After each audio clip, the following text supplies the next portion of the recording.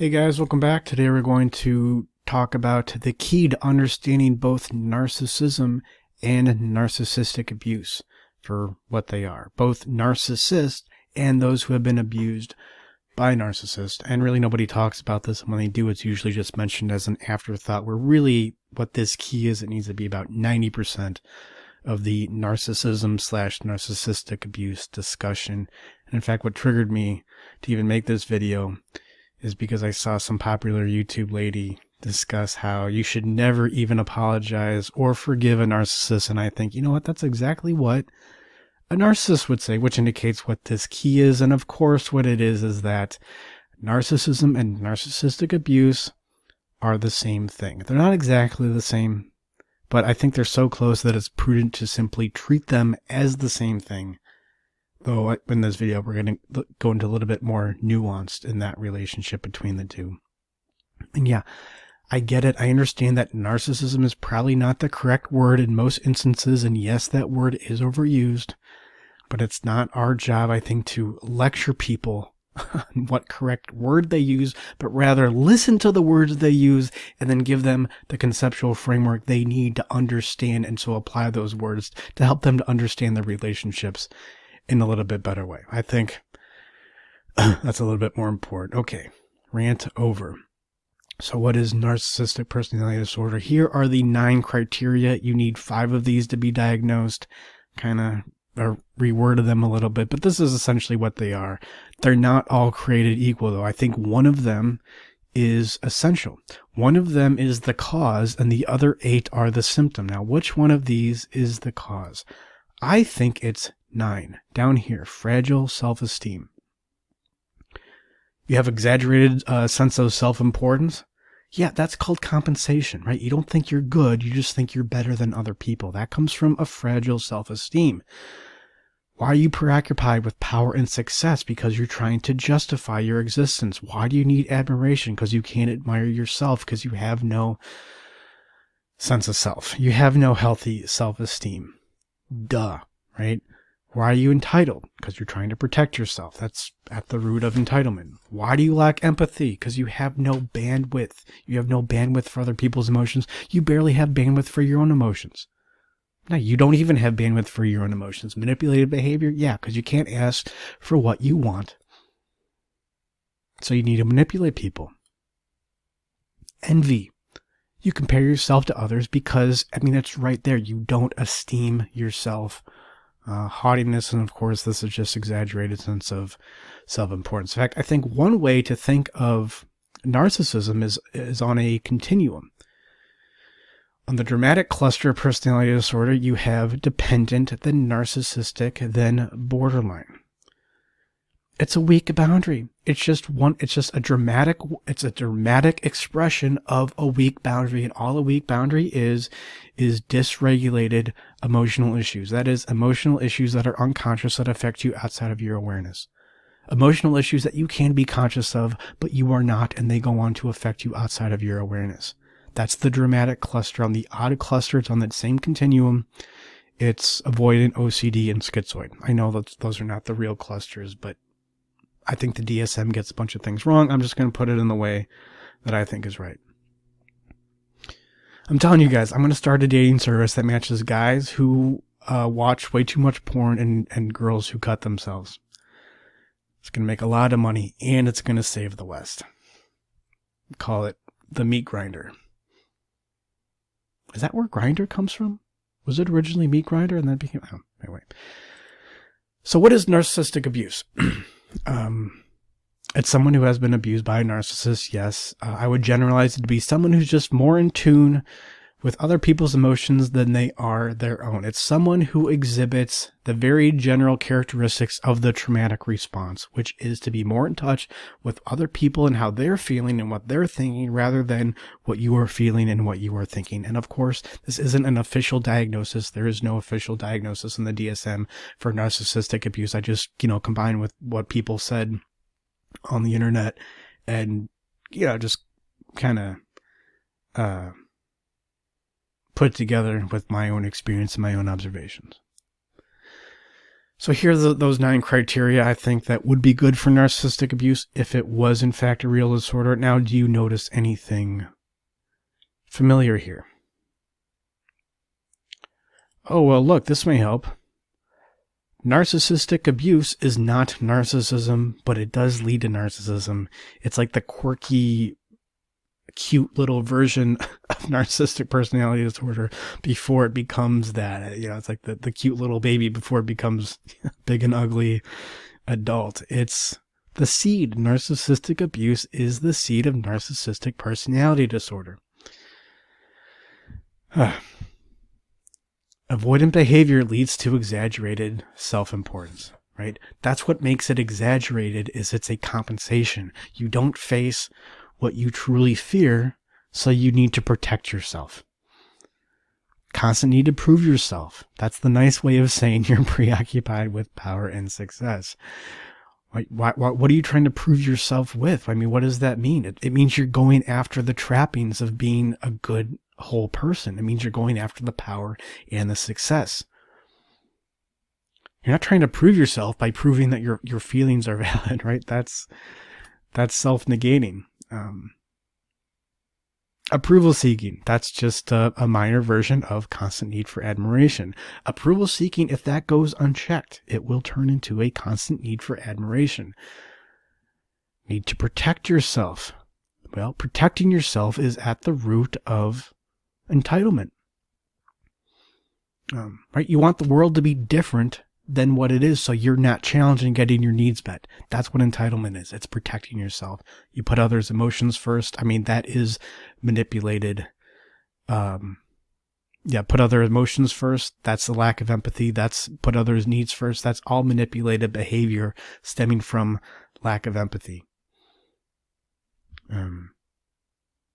Because what are you manipulating to do? You usually just want their approval. That's typically what you're going after. Same with putting other people's needs first, a persecution complex. That is the flip side of envy. And when you hide your needs, this is avoidant behavior. You feel weak in the compensation, like in the first criteria will be haughtiness, exaggerated self-importance.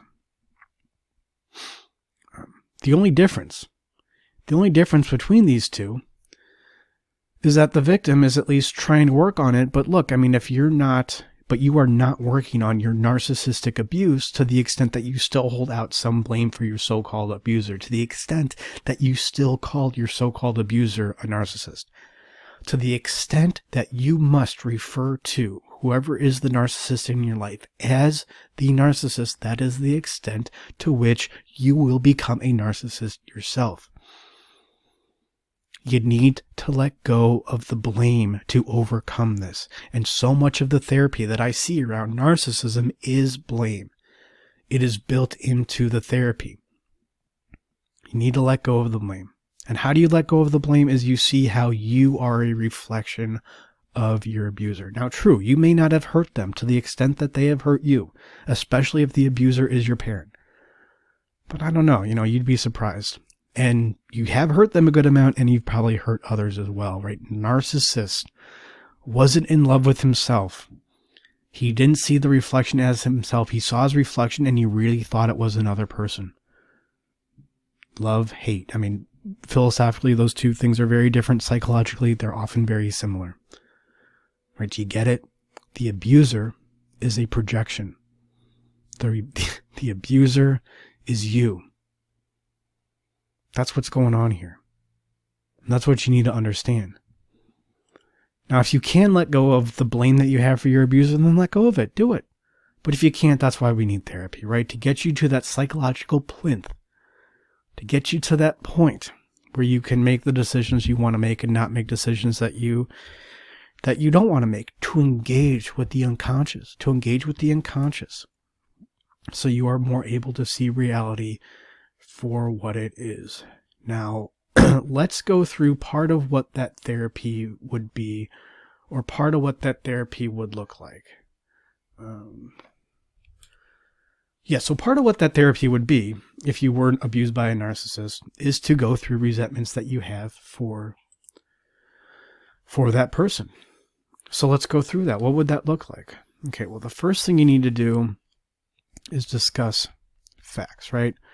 So let's just go through some example. What are the facts of a situation, of a potential situation that a person who has endured narcissistic abuse from a narcissist? Okay, let's say it's your mom. Your mom manipulated you to get straight A's. In fact, when you got B's, she would cry.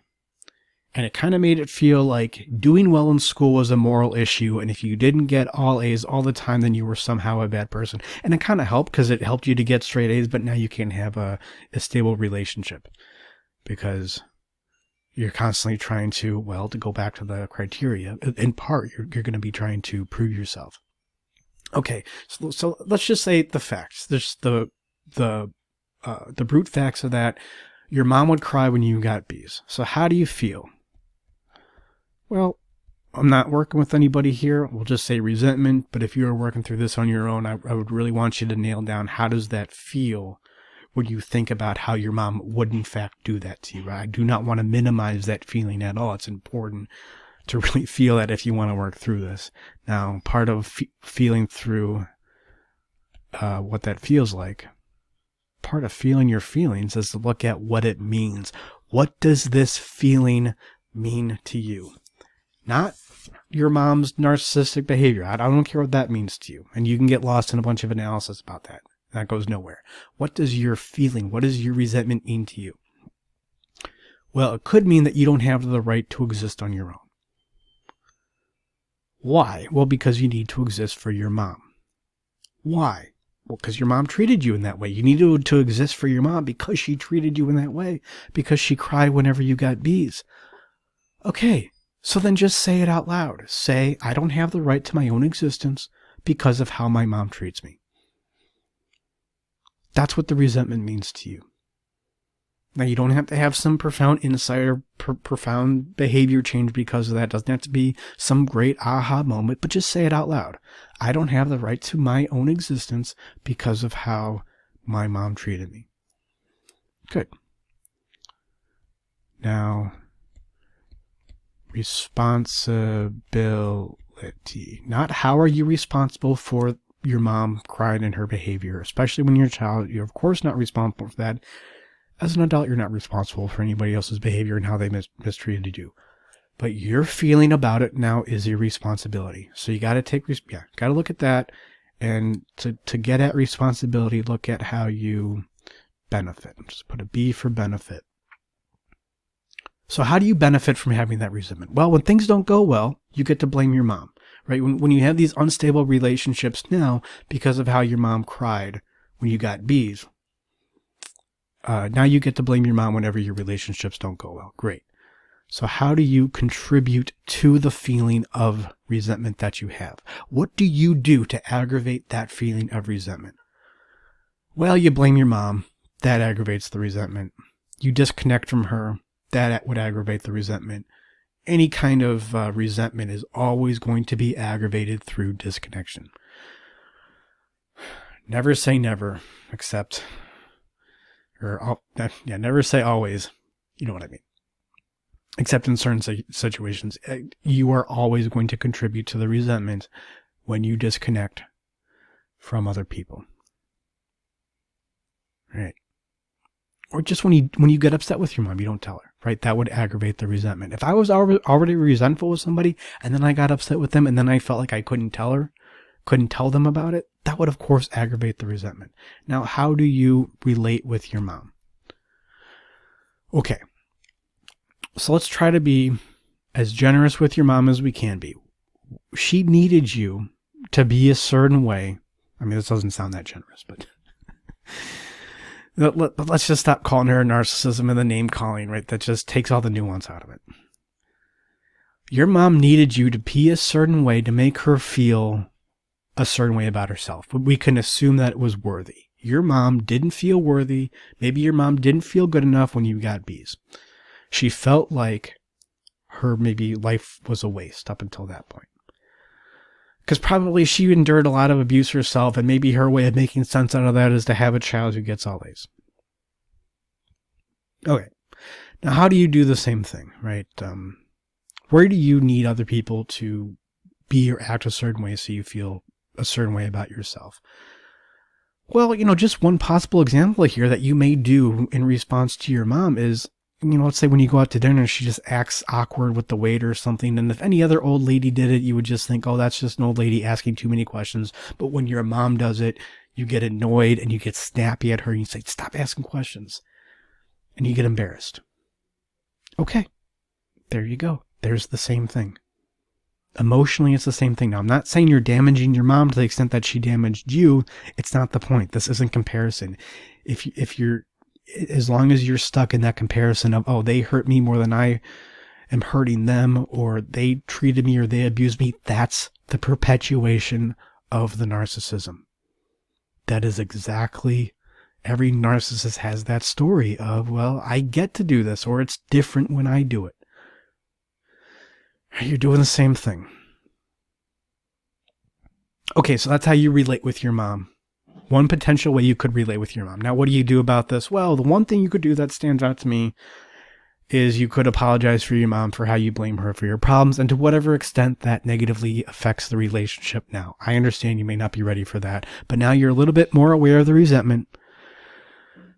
And though it is 100% not your fault that you have the resentment, it is your responsibility. To the extent that it's not your fault, it is your responsibility to manage it. Now you just have a little bit more unconscious material managed, a little bit more in tune with reality. And the reality is that you are living out a drama and you are the director. That's what the reality is. Okay, now, there's that line that goes, nobody is an asshole in their own story. And my rendition of that is, you're not done with therapy until you see how you are the asshole in your own story. You're the hero too, It can be two things. And that's what we work on here in the therapy that I do. I do free consultations. Join animus.com/schedule. Reach out. And if nothing else, I will let you know what your loop is, right? You don't make different errors. You make the same error in slightly different ways. Every issue that you have, every problem that you have in your life, hear me now, believe me later, is a reflection of an unmanaged emotional issue. And I will let you know exactly what you do to mismanage your emotional issues that leads to the symptoms that you experience as your life. Now, what that mismanagement is, fundamentally, is you have healthy anger, and you repress that healthy anger with anxiety. And every issue you have is a result of that. Everything that you would call a psychological issue, every presenting problem that you think, ooh, I need to get therapy for this thing, that is a symptom of how you repress your healthy anger with anxiety. Then you have a whole bunch of unhealthy anxiety as the result of that, a lot of worrying, a lot of martyrdom, a lot of unhealthy anger, a lot of hostility. So you think, oh, I'm being hostile, anger is wrong, and then that causes you to repress the anger, the healthy anger even more, and it creates this vicious cycle. You got to look at what narcissism and the narcissistic abuse are if you want to overcome them. It's not about discipline. Right? Stop it with the discipline. You need to know what you're working on. If you're trying to fix an air conditioner, do you need discipline to do it? Yeah, I guess so. But boy, it's really easy to have discipline to fix the air conditioner if you know exactly how it works and exactly how to troubleshoot it. Then I guess you don't really need discipline for that or anything else. So reach out to me. Let you know what your loop is at the very least, and that'll give you plenty of information with which you can use to work through that issue on your own. Just with these these videos that I provide for you, I go through how to talk through emotions in a healthy way. So not only can you become more aware of the loop and how it affects you in your life, but you can become just more aware of unconscious emotional content. So you can begin gradually to be more in touch with reality and become more able to make decisions that you want to make. It doesn't happen all at once, but it's this process it's this conveyor belt that you just got to step on. It's a little bit jarring to step on it at first, but you just got to step on it and accept that this is just the way that it's going to be. yeah, joinanimus.com/schedule. Thank you guys. Please like, subscribe, comment. Let me know how I'm wrong and how in your situation your abuser really is the narcissist and you are definitely not. Let me know all that good stuff in the comments. And I wish you all the joy and all the pain that comes from realizing how your abuser is really just a reflection of who you are.